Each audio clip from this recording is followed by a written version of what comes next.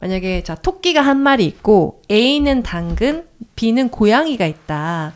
어떻게 연결을 지을 것인가라고 물어봤어요. 네. 그러면 어떻게 연결을 지으실 건가요? 파트 1은 인간의 심리와 사회 진화론에 대해서 얘기를 하고 있는데요. 첫 번째로 이제 위어드라는 사람들은 어떤 사람인가에 대해서 얘기를 하고 있습니다. 네. 그래서 그 챕터 1은 이상할 만큼 개인적이고 분석적인 사람들이라고 위어드를 정의하고 있는데요. 위어드의 특징은 심리적으로 독특할 수 있다. 아까 말씀드린 대로 서구의 교육 수준이 높고 산업화된 부유하고 민주적인 사회에서 자란 사람. 책에서는 위어드는 이렇게 소개를 하고 있어요. 네. 대단히 개인주의적이고 자신의 생각에 사로잡혀 있으며 통제지향적이고 일반적인 관행을 따르지 않으며 분석적이다. 그리고 자신의 믿음이나 관찰, 신호랑 상충될 때면 좀처럼 남의 말을 듣지 않는다. 그러니까 자기 주관이 되게 강하다는 거고. 그렇죠. 네, 그리고 인내심이 많고 되게 부지런히 일한다. 그리고 감정적으로 봤을 때 그들이 속한 문화에서 뭔가 장려되는 거, 그러니까 그 문화적으로 사람들이 다 따르고 있는 것들이 만약에 자신이 세운 기준과 맞지 않으면 따르지 않는다. 그쵸. 그런 성향을 갖고 네. 있다. 이런 건 좀 한국인들하고 좀 다른 특성을 갖고 있는 거죠. 근데 이제 그게 네. 최근에 와서 저희 MZ세대도 있잖아요. 그쵸. MZ세대 성향가 거의 다 맞지 않아요? 맞아요. 그게 되게 신기했었어요. 그게 진짜 사회가 더 위어드해지면서 기존의 세대들과 달라진 개념 때문에 좀 갈등을 빚고 있는 것 같아요. 네, 네. 그래서 또 재밌는 거는 수치심과 죄책감에 대한 건데요. 네. 그러니까 우리는 옛날에는 체면을 중시했잖아요. 그러니까 위어드하지 않은 사람들은 아니 우리 사회에서 나를 어떻게 볼까? 이렇게 됐을 때 이런 집안에 이런 일이 일어났을 때 다른 사람들이 우리 집안을 어떻게 보겠어? 이런 식으로 수치심을 주로 느껴서 잘해야지라고 생각을 했다면 위어드한 사람들은 주로 죄책감을 느낀다는 겁니다. 그래서 내가 지금 운동을 하러 가지 않았네? 내 기준에 나는 오늘 1시간 운동하기로 했는데 20분밖에 못했어. 죄책감이 느껴지네? 라는 것이 위어드의 특징이라고 해요. 네. 네. 그러니까 딱 보면 진짜 극명하게 다르구나라는 거를 그런 특징들을 보면 좀 느끼게 되는 것 같아요. 사실 한국에서 자란 분들은 주변 사람들이 나를 어떻게 볼까를 굉장히 많이 신경을 쓴다면 이 위어드한 그 서구의 특징들은 그냥 그러거나 말거나 내가 내세운 기준에 미달하는 게 좀 죄책감을 가질 뿐이지 주변의 시선은 크게 신경 쓰지 않는다. 네. 이게 좀 굉장히 큰 차이점인 것 같더라고요. 이 차이점은 왜 만들어졌을까에 대해서 쭉 밝히는 것이 이 책의 주요 내용입니다. 그러니까요. 그래서 우리가 위어드한 사람인가 아닌가라고 실험을 해봤는데 이거 어떻게 하냐. 네. 이제 나는 이렇게 블랭크다. 나는 이렇게 밑줄이다 했을 때 이 빈칸을 채워라. 어디 가서 나를 소개할 때 어떤 식으로 소개하는지 좀 보자. 라고 여러 정말 다 민족 다 인종에게 여러 나라의 사람들에게 물어봤어요. 그랬는데 위어드한 사람들은 나는 어떤 특성이다. 나는 이런 사람이다라고 자기 스스로에 대해서 밝히는 반면에 위어드하지 않은 문화권에 속하는 사람일수록 자신보다는 관계에서의 나 를 누구누구 얘기했다는 아빠. 거예요. 예, 누구누구 아빠, 누구누구의 엄마, 어떤 사회에서 추장이다, 이런 식으로 예, 관계에서의 나를 얘기를 했다는 거죠. 네. 그리고 또 재밌는 실험들이 많은데 네, 저는 그 중에 좀 기억났던 실험 하나는 그거예요. 탑승자의 딜레마 실험. 이것도 정말 위어드한 사회와 그렇지 않은 사회의 극명한 차이를 좀 불러오는 것 같은데 이게 어떤 실험이냐면 이런 거죠. 이제 동승자 2명이서 차를 타고 갔어요. 근데 차가 사고가 났어. 근데 운전자의 실수로 차가 사고가 난 거예요. 근데 둘은 절친인 거지. 그랬을 때 이 절친이었던 조수석에 타고 있던 이 사람이 운전자가 잘못했다고 이걸 정확하게 밝힐 거냐? 그렇지 않을 거냐? 이런 실험이었던 거예요. 근데 위어드한 사회에서는 이 동승자가 운전자가 잘못했다라고 증언을 할 확률이 굉장히 높았다고요. 그런 빈도도 높았고. 근데 위어드하지 않다고 판단되는 그런 지역이나 사회에서는 아니다. 이 친구 잘못 없었다. 뒤에서 잘못해서 받은 거다. 이런 식으로 지인을 감싸는 행동을 굉장히 많이 했다는 거죠. 네.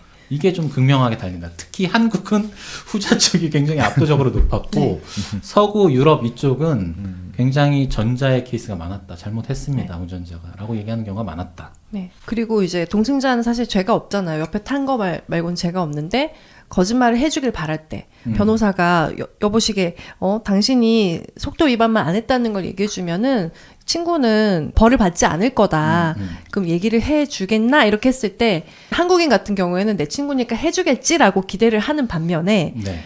위어드한 사람들은 내가 잘못했으니까 저 사람한테 그걸 바래서는 안 돼.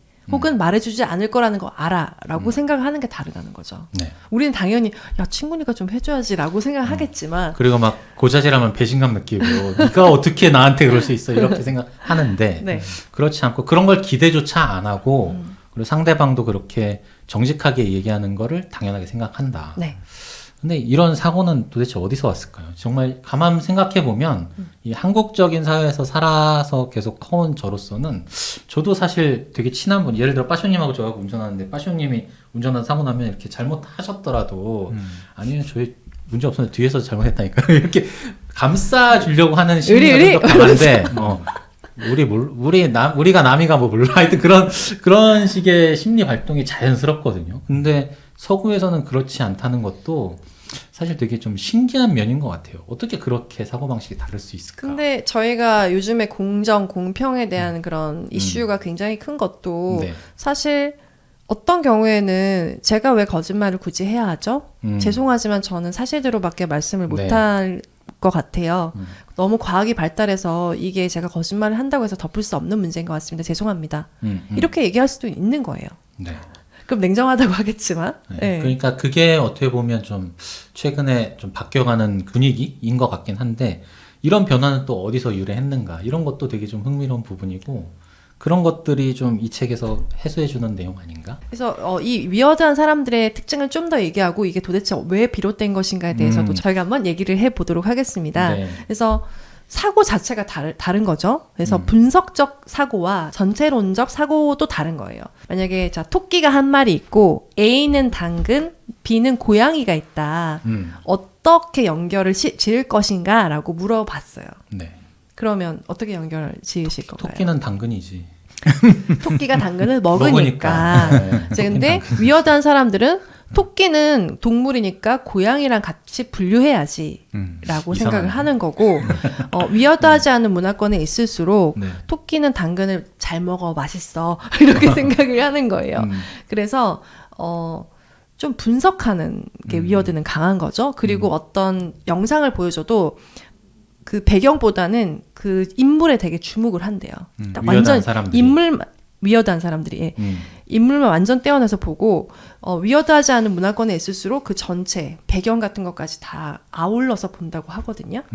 그래서 좀 개인주의적이고 굉장히 이제 분석적으로 중요한 것만 보면 되고 나에 대해서 생각을 훨씬 많이 한다. 네, 네. 그러니까 이제 특징을 얘기하자면 위어드는 분석적이고 의도에 집착한다.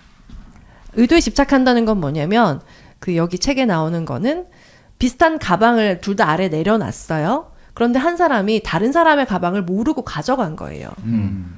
근데 이제 A의 경우에는 그냥 가져갔다라고만 나오고 B의 경우에는 가방이 비슷해서 모르고 가져갔다고 했을 때 위어드한 사람들은 모르고 가져갔으니까 그게 죄는 아니잖아? 그럴 수 있잖아라고 생각을 하는 반면에 위어드하지 않는 문화권, 특히 일본이 예로 나오는데 결과적으로 피해를 입었잖아. 가방을 강탈을 당한 거다. 피해를 입은 거다. 그런 점에 더 주목을 한다고 해요. 근데 이런 것이 만약에 뭐 나의 가족이 죄를 지었어요.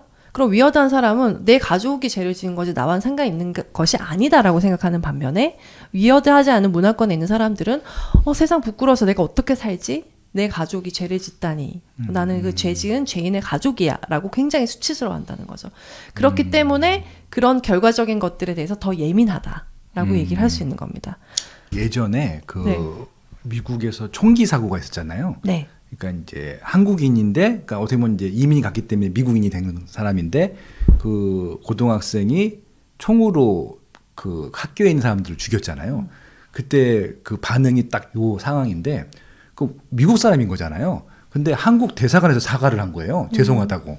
그러니까 이제 미국 입장에서는 당신들이 왜 사과를 하느냐 미국 국민인데 우리가 잘못한 건데 그렇죠. 그렇게 반응을 했던 그렇죠. 사건이 있었거든요. 그러니까요. 그게 딱 요 상황을 발표해 주는 네. 것 같아요. 그래서 사실 저는 위어드의 특징을 읽었을 때 뇌 특징인데 라고 생각을 했는데 또 그것만은 아니다. 그러니까 저자도 위어드한 사람, 위어드하지 않은 사람들을 막 완전히 구분지을 수도 없는 일이고 위어드하다라고 이렇게 엮을 수 있는 국가 안에서도 굉장히 다른 편차가 발생을 하고 이거를 뭐 어떤 사람이 옳다, 그르다, 위어드한 사람들이 뭐 경제 발전했기 때문에 좋다 이런 식으로 얘기하기 위해서 이 책을 쓴 것은 아니라고 밝히고 있습니다.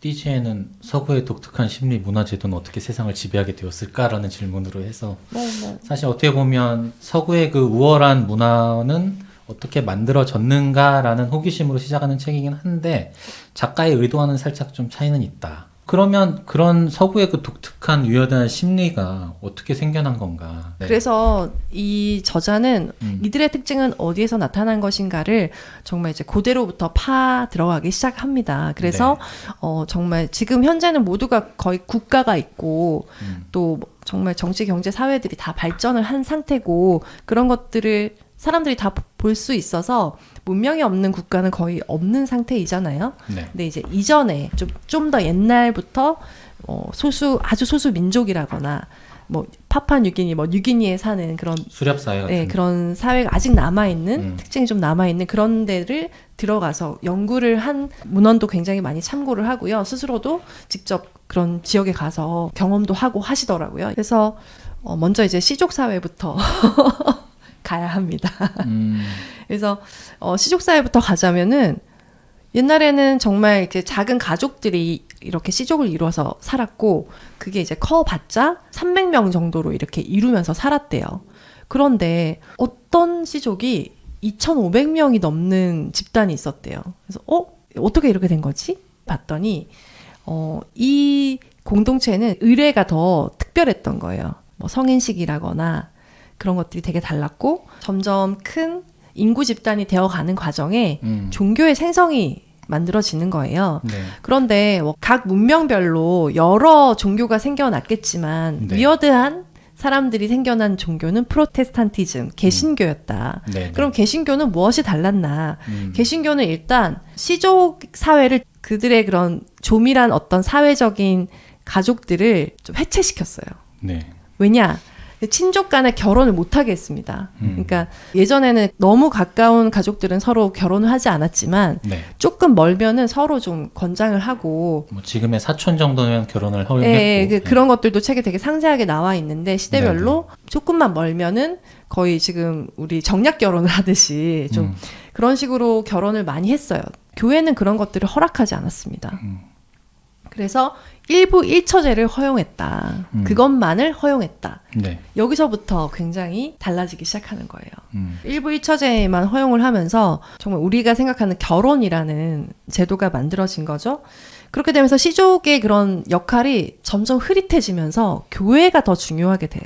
그러니까 친족 간의 그런 관계, 나는 네, 이 부족에서 이런 역할이고 이걸 맡아서 하고 있고 이런 게 되게 중요했는데 이제 그런 것들을 허락하지 않는 사회가 되다 보니까 정말 남편이 있고 아내가 있고 자식이 있는 그런 작은 가족 단위가 더 중요하게 되는 거죠. 현대의 모습처럼 바뀌어 나가는 겁니다. 그렇죠. 네. 그렇게 되면서 종교의 힘은 더 커지고 그런 종교가 정해주는 그런 생각들이 더 공고해지게 되는 거죠. 네. 개신교의 그 가르침이 그렇게 되면서 위어드한 특징이 나오게 되었다. 네. 그래서 서구에 부유하고 교육 수준이 높고 민주적이고 산업화된 그런 위어드한 특징이 더 드러나게 됐다. 그러니까 참 종교의 영향이 엄청나게 컸다. 그 시기에는 그래서 사람들이 종교를 알기 위해서 뭐 글도 읽고 그러면서 뇌의 구조 자체도 바뀌고 우리 심리 상태도 이제 종교에서 제시하는 그런 규율들이나 규범을 지켜야 됐으니까 뭐 단적으로 일부 일처제라던가 인척 간의 결혼을 금지했다거나 뭐 개인 소유를 뭐 인정했다거나 이런 것들이 개신교가 들어가면서 그 나라에 퍼진 어떤 문화 중에 하나일 건데 그로 인해서 사람들의 심리들이 굉장히 큰 변화가 일어났고 그게 계속 지금까지 남아 있어서 그 위어드한 사회들이 이어지고 있다.